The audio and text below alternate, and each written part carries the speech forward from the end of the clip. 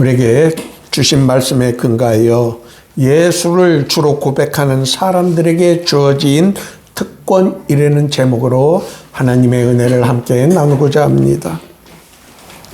여러분 모두는 예수 그리스도를 믿고 있습니다. 그런데 우리가 한번 깊이 생각해 보아야 할 질문이 있습니다. 예수를 믿는다는 것이 과연 무슨 뜻일까요? 오늘 우리는 이 질문을 함께 묵상해 보고자 합니다. 예수를 믿는다는 것이 무슨 의미를 지녔을까요? 그것은 예수를 주로 고백하는 것, 곧 나의 구주로 고백하는 것입니다. 예수님을 따르던 많은 사람들이 그를 주라고 불렀습니다. 특히 예수님의 제자들은 예수님을 주라고 불렀습니다. 그렇다면 우리는 질문해야 합니다. 예수를 주라고 부르는 것에는 무슨 뜻이 담겨 있을까요? 주라는 말의 의미는 무엇일까요?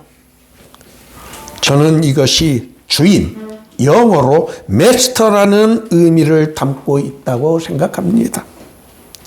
예수님을 주인이라는 고백에는 이제는 내가 더 이상 나의 주인이 아니라 주님의 소유가 되었다는 것을 의미합니다. 오늘날에는 노예 제도가 존재하지 않지만 성경 시대에는 노예 제도는 매우 보편적 현상이었습니다. 그 당시 주라는 말은 지금보다도 훨씬 더 분명한 의미로 사람들에게 이해되었을 것입니다.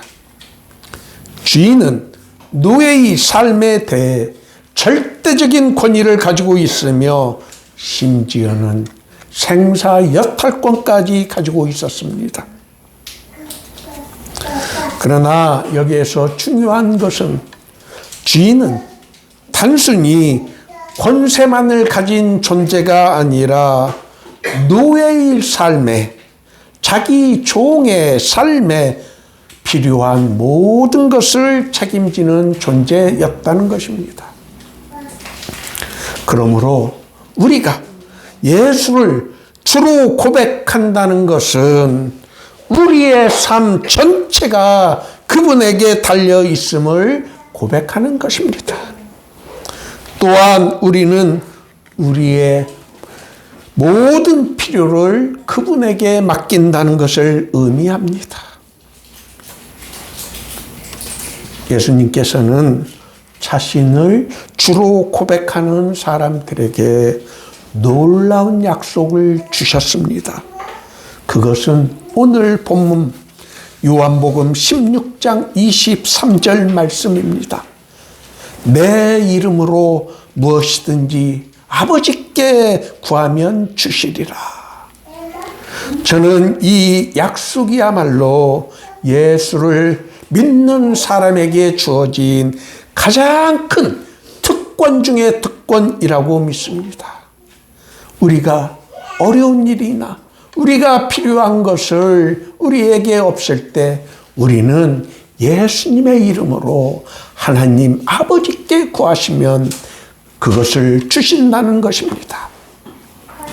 우리는 이 놀라운 특권을 가진 사람들입니다.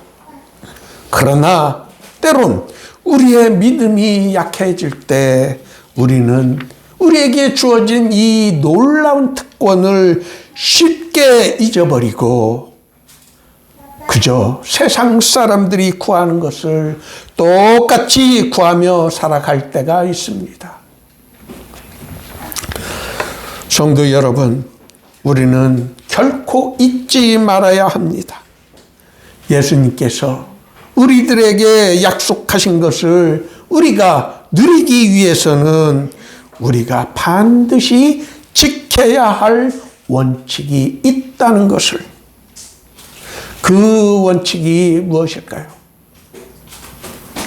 마태복음 6장 31절에서 33절까지의 말씀이 잘 가르쳐 줍니다. 그러므로 염려하여 이르기를 무엇을 먹을까? 무엇을 마실까?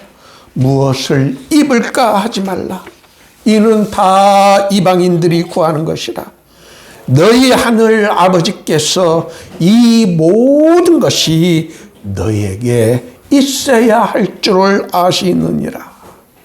그런즉 너희는 먼저 그의 나라와 그의 의를 구하라. 그리하면 이 모든 것을 너희에게 더하시리라. 여러분, 예수를 믿고 그를 주로 고백하는 우리가 지켜야 할 원칙은 분명합니다. 먼저 우리의 삶 속에서 하나님의 나라와 그의 의를 구하는 일입니다. 왜 그럴까요? 왜 그렇게 해야 할까요? 하나님께서는 이미 우리에게 무엇이 필요한지를 다 알고 계시기 때문입니다. 이 말씀은 결국 하나님을 우리가 전적으로 의지하고 그에게 깊은 신뢰를 보이고 있느냐는 것을 단언하는 것입니다. 하나님은 우리가 그분을 하나님으로 인정해 주시기를 원하십니다. 모든 것을 이미 알고 계시고 못하실 것이 하나도 없으신 하나님께서는 우리가 자신만을 전적으로 믿고 의지할 때 우리에게 놀라운 믿음의 역사를 이루어 주시는 분이십니다. 우리가 믿음으로 하나님을 전적으로 신뢰하지 못할 때는 우리에게는 결코 놀라운 역사가 일어나지 않습니다. 우리는 이 사실을 마태복음 13장 58절에서 발견하게 됩니다. 그들이 믿지 않음으로 말미암아 거기서 많은 능력을 행하지 아니하시더라. 또 마태복음 17장 20절에서는 너희 믿음이 작은 까닭이라.